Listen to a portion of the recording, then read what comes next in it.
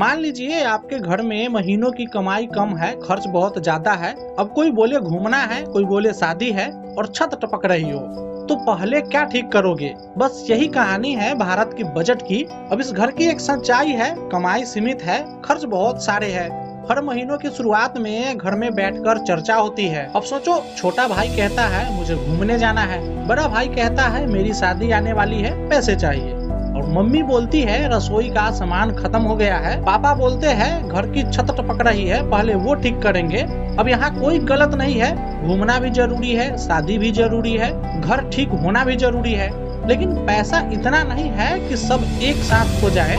यही से असली सवाल पैदा होता है। सवाल ये नहीं है कि कौन सही है कौन गलत है, सवाल सिर्फ ये है पहले क्या जरूरी है, किस काम को पहले करे, किसे थोड़ा इंतजार करवा सकते हैं। और अंत में मम्मी बैठकर हिसाब लगाती है, वो देखती है कितना पैसा है, कितना खर्च जरूरी है और क्या अभी टाला जा सकता है, क्या बिल्कुल जरूरी है, और फिर फैसला लेती है। यही बजट है। भारत भी बिल्कुल ऐसा ही है।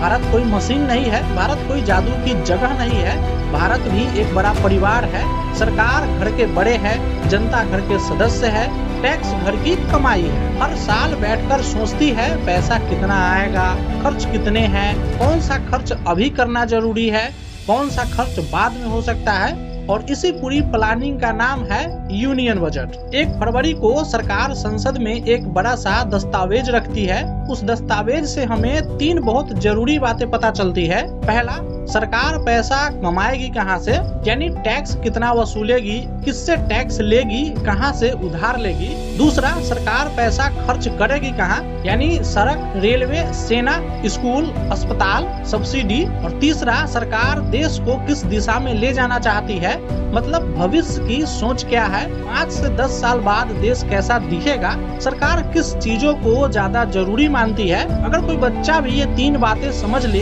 तो वो सिर्फ बच्चा नहीं रहता, वो समझदार नागरिक बन जाता है। बजट कोई डरावनी चीज नहीं है। बहुत लोग कहते हैं अरे बजट तो बहुत मुश्किल होता है। सच बताऊं तो बिल्कुल नहीं। बजट उतना ही आसान है जितना मम्मी का महीने का खर्च वाला रजिस्टर। बस फर्क इतना है, घर छोटा होता है, देश बहुत बड़ा होता है। बाकी सोच वही है। इस साल बजट से उम्मीदें क्या थी? ईमानदारी से बोले तो मेरी उम्मीद 0। शायद आपकी भी। मिडिल क्लास हर साल यही सोचता है टैक्स कम होगा, कुछ राहत मिलेगी, ईएमआई में चांस मिलेगी। लेकिन इस बार भी टैक्स कम नहीं हुआ, सीधी राहत नहीं मिली, ऊपर से टैक्स बढ़ा, शेयर मार्केट गिरा। बजट वाले दिन पूरा देश अचानक अर्थशास्त्री बन गया और कोई टीवी पे बजट समझने लगा। लेकिन जरा रुकिए, ये बजट पूरी तरह बेकार भी नहीं है। बस दिक्कत ये है, ये बजट आपको आज खुश नहीं करता। ये कहता है आज थोड़ा इंतजार करो, फायदा बाद में मिलेगा। और यही बात सबसे ज्यादा चुभती है। बजट के 3 बहुत आसान टाइप है। अब इसे बिल्कुल बच्चों वाली भाषा में समझेंगे। पहला है सरप्लस बजट, मतलब कमाई ज्यादा खर्च कम, जैसे घर में पैसे बच जाए, सरकार के लिए लगभग नामुमकिन है। दूसरा है बैलेंस बजट, मतलब जितनी कमाई उतना खर्च। सुनने में अच्छा लगता है लेकिन चलाना बहुत मुश्किल है। और तीसरा है डेफिसिट बजट, मतलब खर्च ज्यादा कमाई कम। भारत यही करता है क्योंकि सरकार का काम है पैसा बचाना, क्योंकि सरकार का काम पैसा बचाना नहीं देश बनाना है। मान लीजिए सरकार को 1 रुपया मिला तो वो 1 ऐसे आएगा, 21 पैसे समझ लो इनकम टैक्स, 18 पैसे कंपनियों से, फिर 18 पैसे जीएसटी, 10 पैसे बाकी चीजों से और 24 पैसे उधार लेती है। मतलब सरकार हर एक पर लगभग 24 पैसे उधार लेती है। अब ऐसा इसलिए क्योंकि खर्च बहुत ज्यादा है। टैक्स क्यों जरूरी है? बहुत लोग कहते हैं हम टैक्स क्यों दें। सीधी बात समझो, अगर टैक्स नहीं होगा तो सड़क नहीं बनेगी, स्कूल नहीं चलेंगे, अस्पताल नहीं होंगे, सेना मजबूत नहीं होगी। समस्या टैक्स देने में नहीं है, समस्या है टैक्स को सही इस्तेमाल। अब तक हमने समझा कि बजट क्या है और पैसा कहाँ से आता है। अब असली सवाल ये है, सरकार पैसा किस तरह खर्च करती है, हर खर्च का असर एक जैसा क्यों नहीं होता। यही से बजट थोड़ा सा दिलचस्प बनता है। डरने की कोई जरूरत नहीं, इसे भी घर के उदाहरण से समझते हैं। घर के खर्च भी 2 तरह के होते हैं। मान लो आपके घर में हर महीने 2 तरह के खर्च होते हैं। एक होता है कैपिटल खर्च, एक बार खर्च सालों फायदा। कैपिटल खर्च का मतलब है ऐसा खर्च जो एक बार किया जाए लेकिन लंबे समय तक फायदा दे। अब इसे घर से समझते हैं। जैसे मान लीजिए नया घर बनाना, छत पक्की करवाना, पानी टंकी लगवाना, सोलर पैनल लगवाना, इन सब में खर्च एक बार होता है लेकिन फायदा कई साल चलता है। अगर आज छत ठीक करा दी तो बारिश में पानी नहीं टपकेगा, बार बार मरम्मत नहीं करनी पड़ेगी। यही है कैपिटल खर्च। अब देश में कैपिटल खर्च क्या होता है? सरकार जब ये काम करती है, सड़क बनवाती है, रेलवे लाइनें बिछाती है, पुल बनाती है, अस्पताल बनवाती है, स्कूल और कॉलेज बनवाती है, तो ये सब कैपिटल खर्च कहलाता है, क्योंकि ये चीजें एक साल नहीं 20 से 30 साल तक काम आती है। अब दूसरा है रेवेन्यू खर्च, यानी हर महीने वाला खर्च। अब दूसरी तरह का खर्च समझते हैं। रेवेन्यू खर्च का मतलब होता है ऐसा खर्च जो हर साल हर महीने होता है और खत्म नहीं होता। अब जैसे इसको घर के उदाहरण से समझते हैं, गैस सिलेंडर, बिजली का बिल, पानी का बिल, दूध, सब्जी, स्कूल की फीस। आप ये खर्च बंद नहीं कर सकते। आज गैस खत्म हुई तो कल नया सिलेंडर आएगा, अगले महीने फिर आएगा। यही रेवेन्यू खर्च है। देश के लिए रेवेन्यू खर्च क्या होता है? सरकार जब खर्च करती है तो कर्मचारियों की सैलरी, पेंशन, सब्सिडी, ऑफिस का खर्च, बिजली पानी, ये सब रेवेन्यू खर्च होता है। ये खर्च जरूरी है लेकिन इससे नई चीजें नहीं बनती। अब सबसे जरूरी बात, अब जरा ध्यान से समझो।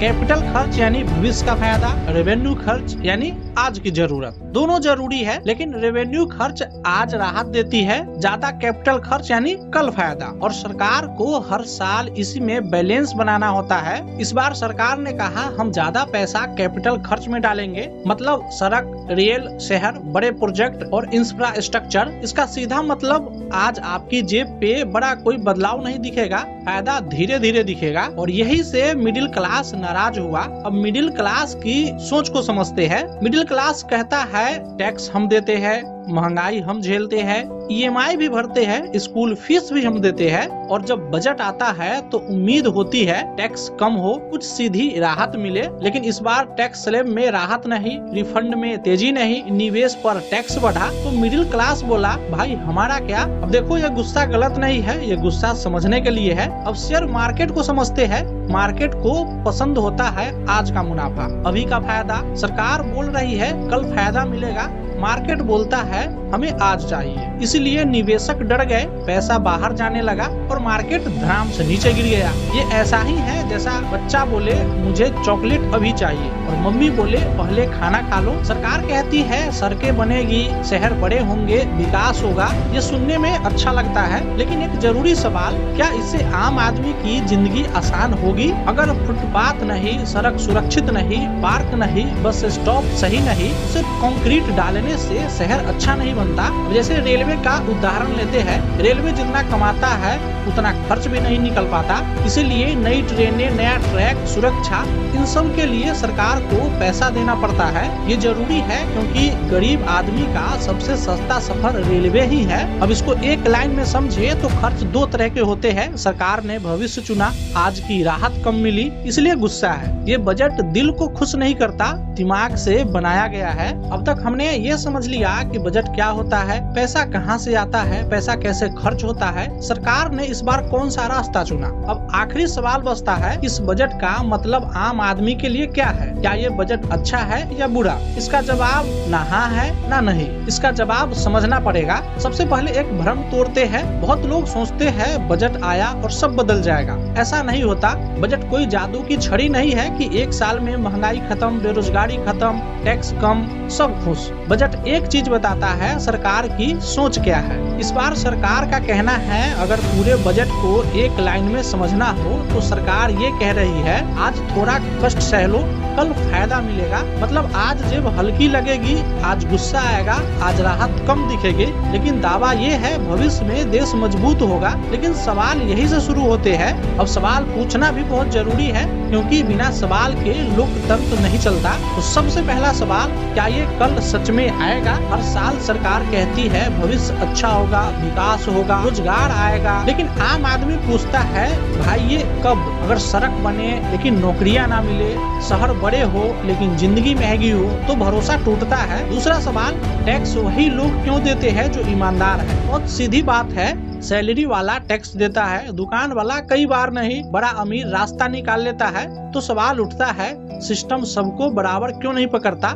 अगर टैक्स का बोझ हमेशा मिडिल क्लास पर ही पड़ा तो गुस्सा आएगा ही। तीसरी सवाल, सिर्फ खर्च बढ़ाने से विकास नहीं होता। सरकार बहुत खर्च कर रही है, सड़क, रेलवे, शहर, लेकिन विकास का मतलब सिर्फ ये नहीं है। विकास का मतलब सड़क सुरक्षित, अच्छी शिक्षा, अच्छा इलाज, साफ हवा, सुरक्षित भविष्य। अगर ये सब नहीं मिला तो विकास अधूरा है। फिर अब ये भी समझना जरूरी है कि इस बजट में कुछ अच्छी बातें भी है, जैसे लंबी सोच। सरकार ने ये माना है कि सिर्फ फ्री चीजें बांटने से देश आगे नहीं बढ़ता, मजबूती ढांचा जरूरी है। ये सोच गलत नहीं है, ये बिल्कुल सही भी है। इंफ्रास्ट्रक्चर पर ध्यान, अगर सड़कें सही बने, रेलवे सुरक्षित हो, बिजली सस्ती हो तो आगे चलकर नौकरी भी आती है। पहली बार सरकार ने ये भी माना कि दिमाग की बीमारी भी बीमारी है, इलाज जरूरी है। अगर ये कागज से बाहर निकला तो लाखों लोगों की जिंदगी सुधरेगी। और सबसे जरूरी चेतावनी समझो, अगर सिर्फ घोषणा हो, काम ना हो, समय पे पूरा ना हो तो पैसा बर्बाद,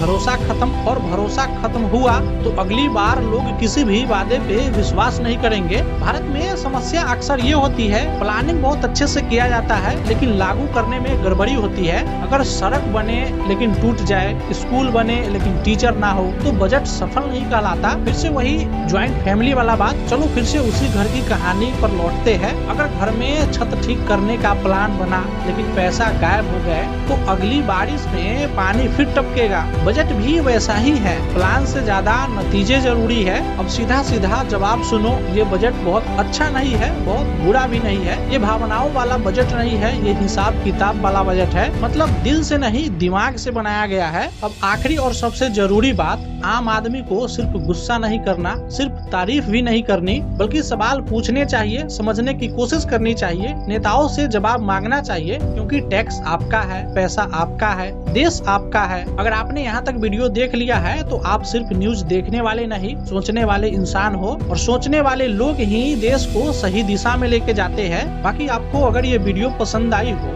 और बजट पूरे तरह से समझ में आई हो तो फिर नीचे कमेंट करके बताना। और बजट के बारे में आपकी क्या राय है वो भी हमें बताना। मिलते हैं दूसरे वीडियो में, तब तक के लिए टेक केयर, गुड बाय।